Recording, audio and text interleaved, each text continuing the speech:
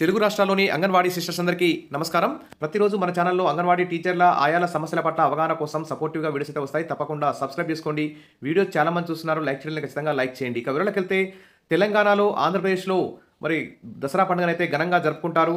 బతుకమ్మ పండుగను కూడా చాలా ఉత్సాహంగా, ఆనందంగా జరుపుకోవాలని ఆడపడుచులందరూ కూడా చూస్తారు.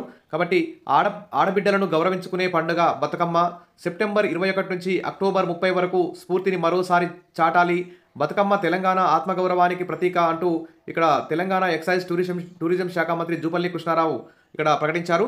మరి ఆడబిడ్డలను గౌరవించుకునే పండుగ అని చెప్తున్నటువంటి ప్రభుత్వం మరి అంగన్వాడీ టీచర్లు, ఆయాలు మరి తెలుగు రాష్ట్రాల్లో ముఖ్యంగా తెలంగాణలో కూడా మరి దసరా పండుగ సెలవులు ఇంతవరకు ఇవ్వకపోవడం, ఉత్తర్వులు జారీ చేయకపోవడం అన్యాయమని చెప్పుకోవచ్చు. ఆల్రెడీ దసరా సెలవులు పాఠశాలలకు, జూనియర్ కాలేజీలకు, డిగ్రీ కాలేజీలు అన్నిటికీ కూడా దాదాపు 10 రోజుల నుంచి 13 రోజుల పాటు ఇటు తెలంగాణ ప్రభుత్వం, అటు ఏపీ ప్రభుత్వం అయితే స్కూళ్ళు, కాలేజీలు అన్నిటికీ కూడా యూనివర్సిటీలు ప్రతి విద్యా సంస్థ కూడా సెలవిచ్చింది.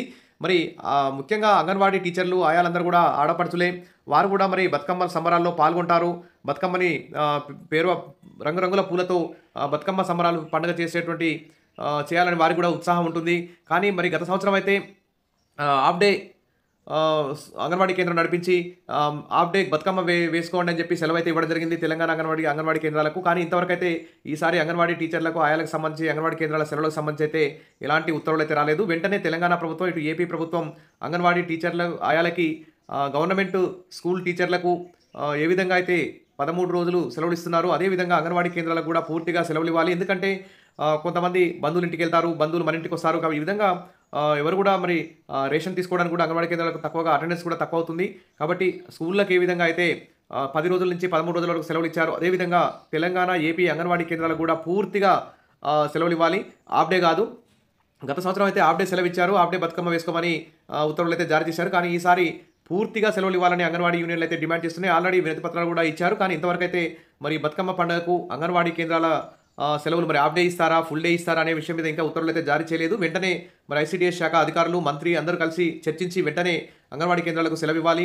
వారందరూ అంగన్వాడీ టీచర్లు అందరూ కూడా మరి 21 నుంచి బతుకమ్మ సంబరాలు, ఈ ఏడాది 10 రోజులు ఉత్సవాలు చేసుకుంటున్నారు.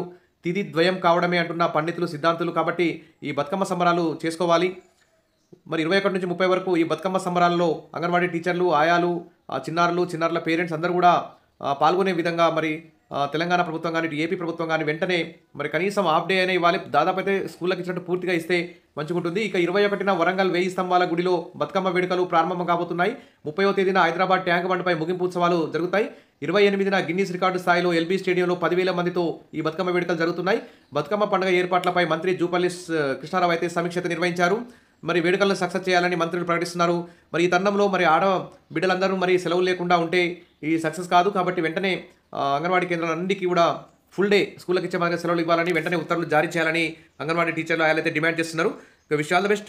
ప్రభుత్వం ఈ రోజు కానీ వెంటనే ఉత్తర్వులు విడుదల చేస్తుందని చెప్పి ఆశిద్దాం. Wish all the best. Thank you.